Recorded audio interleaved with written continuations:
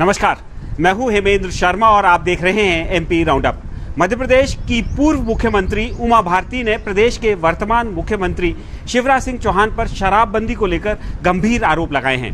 उमा भारती ने सोमवार को इस मुद्दे पर 11 ट्वीट्स किए और शिवराज सिंह चौहान को निशाना बनाया। अपने एक ट्वीट में उमा भारती ने कहा कि पिछले 2 साल से उनकी जब भी मुख्यमंत्री शिवराज सिंह चौहान से मुलाकात हुई है, बात हमेशा शराबबंदी को लेकर हुई है, लेकिन अब शिवराज सिंह चौहान ने उन्हें अनबोला कर दिया है और उनसे मीडिया के माध्यम से बात हो रही है।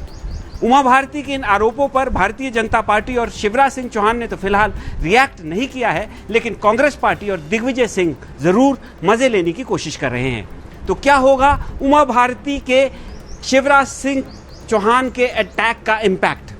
क्या शिवराज सिंह चौहान हमेशा की तरह इसको इग्नोर करने में कामयाब रहेंगे?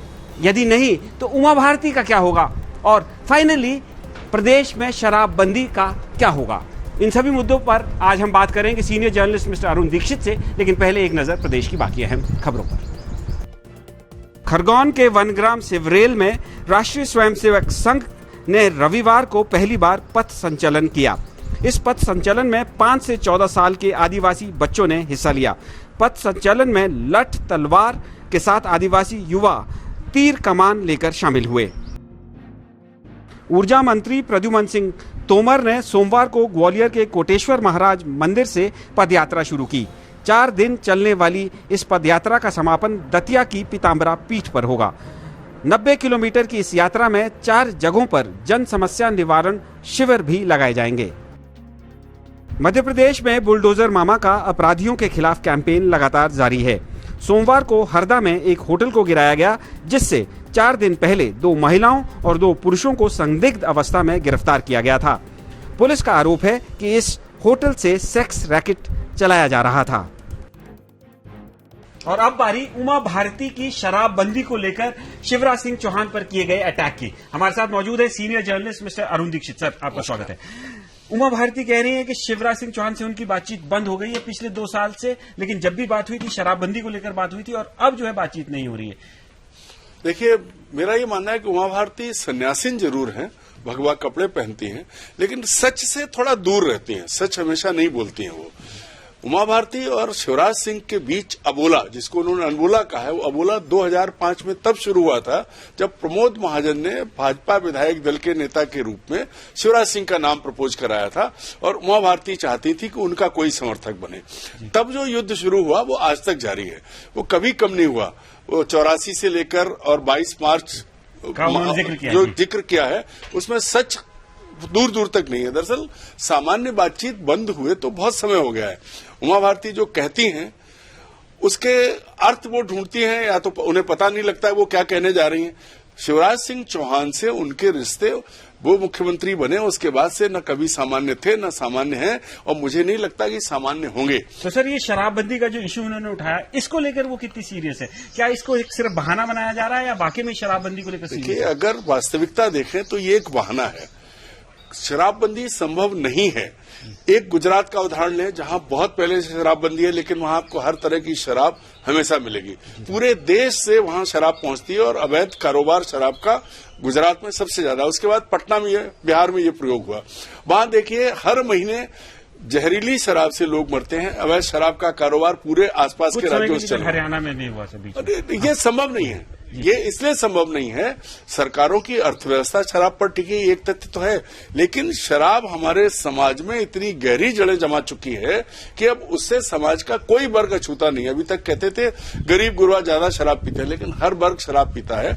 इसलिए कोई भी सरकार शराबबंदी नहीं कर सकती। लेकिन सर, ये इशू तो एक बन गया है, क्योंकि देखिए रीवा में भी एक विधायक ने जो है एक शराब की दुकान पर उमा भारती की तरह अटैक किया।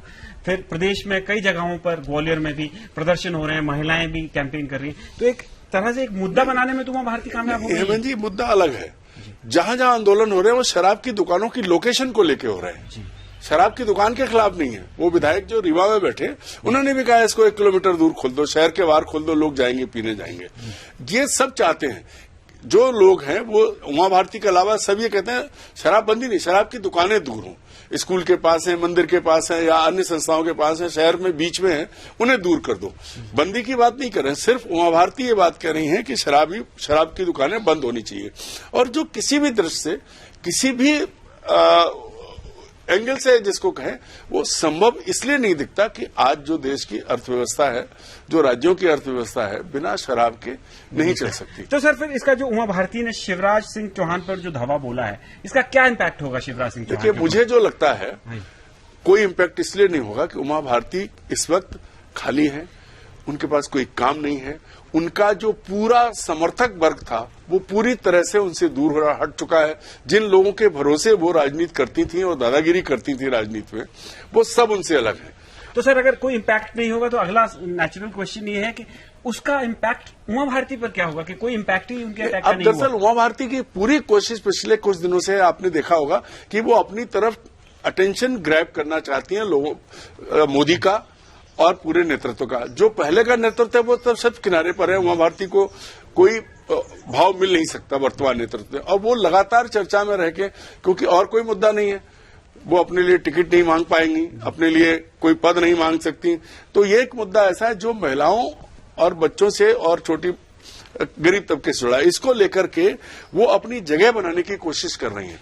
और वो उसमें मैं मान सकता हूं कि एक वर्ग है जो शराब से परेशान है, वो इसका समर्थक हो सकता है, लेकिन जो पीने वाले हैं वो भी तो उसी वर्ग के हैं। अच्छा सर, फाइनली मतलब एक क्वेश्चन ये भी है कि कांग्रेस पार्टी इसका मजा ले रही है कि भाई इनके आपस में मतभेद हैं, ओपन हो गए हैं, अब इनको शराब के ऊपर जो नीति है उसको सामने लाना चाहिए। दिग्विजय सिंह भी इस तरह की ट्वीट कर रहे हैं, बहुत सारे कांग्रेसी कर रहे हैं। ये बड़ा हास्यास्पद है।